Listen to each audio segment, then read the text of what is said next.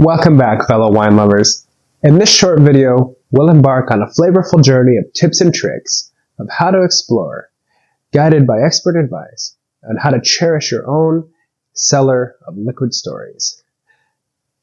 As you stand before the endless row of bottles in a wine shop or, face the endless tome of a wine list in a restaurant, the stage is set.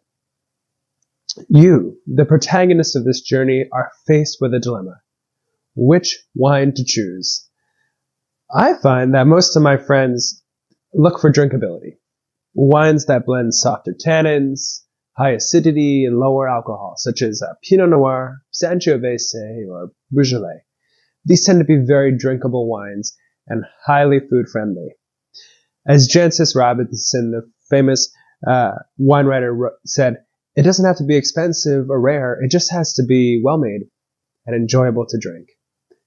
When you're faced with selecting wine at a restaurant, James Suckling, the famous wine critic, talked about it in his masterclass. You order an aperitif for the table and then leisurely peruse the list.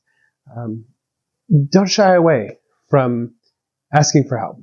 I mean, when I worked in the wine industry, when I was working as an assistant sommelier, I often was pleasantly surprised by the guests who would be willing to ask for guidance.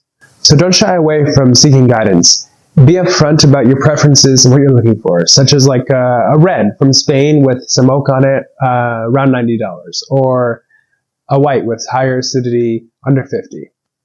Each new taste is another plot twist.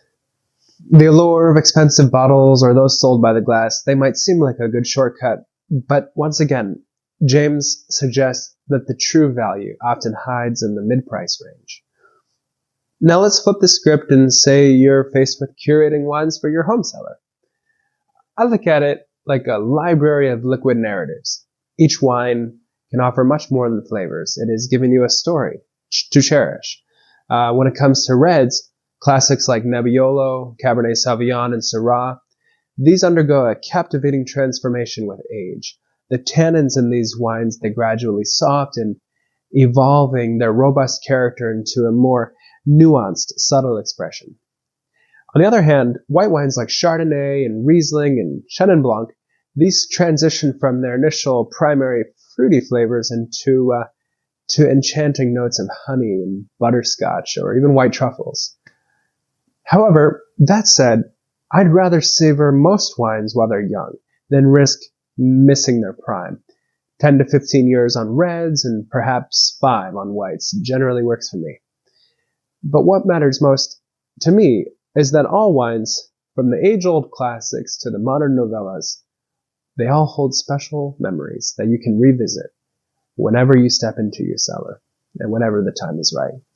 So with that said, thanks for enjoying this video on the Healthy Curian channel, and until next time, happy searching.